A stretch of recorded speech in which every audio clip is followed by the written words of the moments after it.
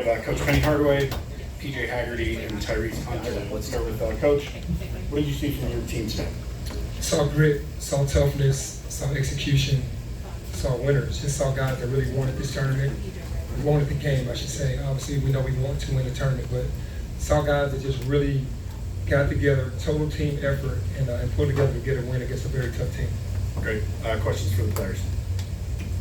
Hey Tyrese, so many big shots you've made in the last 2 days. Has there been any one bigger than the and one on the 3-point shot that where you were fouled? They had just gone on like a 4-0, a quick 4-0 thing to cut your lead from 11-7, and then it was swinging. You hit that shot and then free throw. Has there been a bigger shot in the last 2 days than that for you? I don't know. Maybe the shot in my freshman year sent us to the Sweet 16, maybe. I don't know, but I'm just really playing in the moment for us.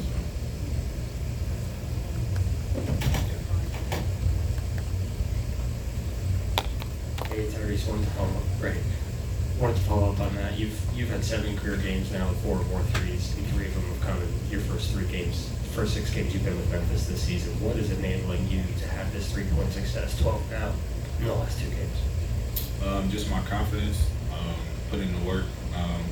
I know when I came to this program, just talking with Penny, it's like, man, you're shooting good, but you gotta get more of them up, and just trusting in that, trusting my work ethic, and just letting it play out from, through the summer, practice into the games.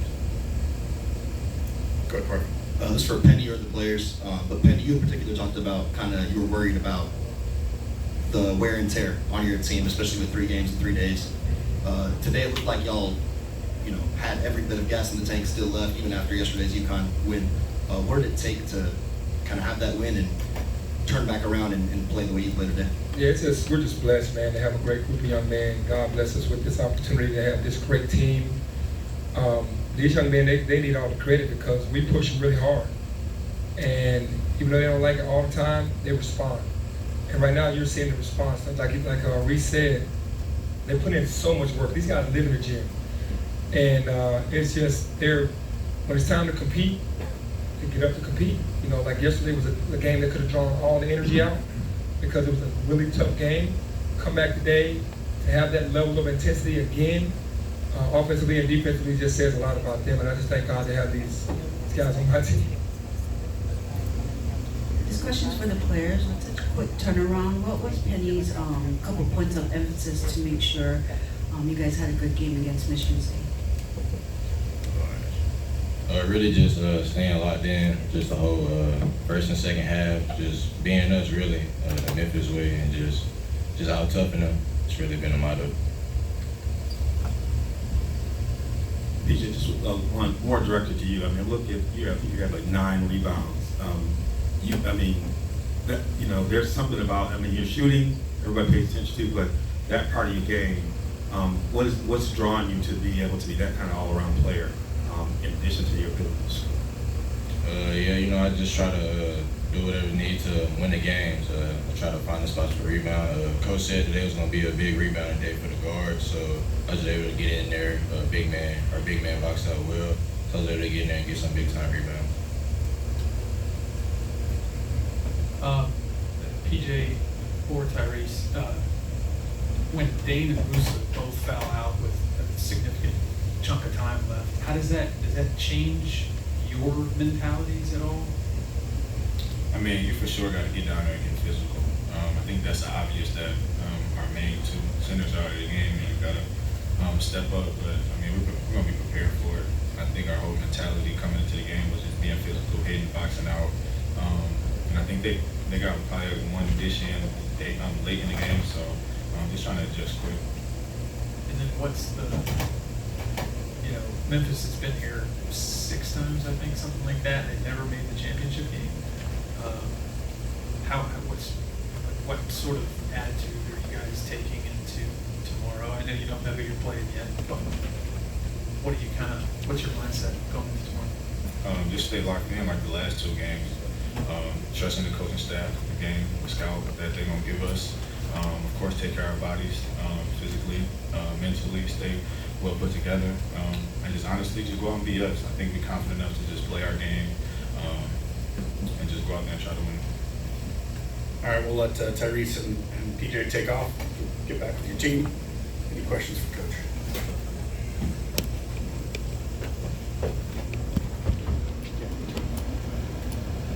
Hey, Penny, I just wanted to follow up, asking about Tyrese. He's obviously having his best three-point shooting he ever has, 12 in the last 2 games. What was attractive to you when you were looking at adding him in the offseason out of the transfer portal? And again, can you sort of speak to the work that he's put in and being able to build these performances at such a big stage?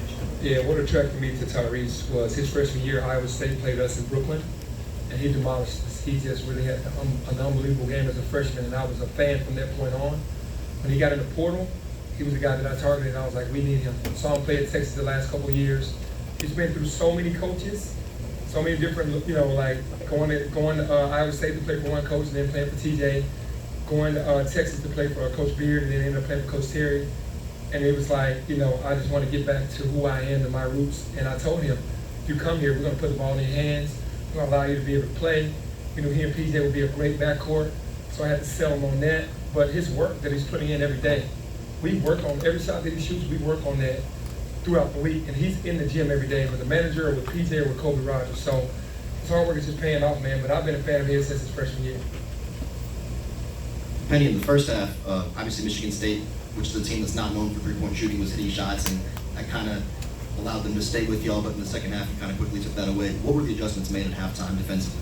Yeah, we knew that at some point they were going to get hot because they're not going to shoot the ball that poorly. They were like 352nd in the nation at 20% from three as a team.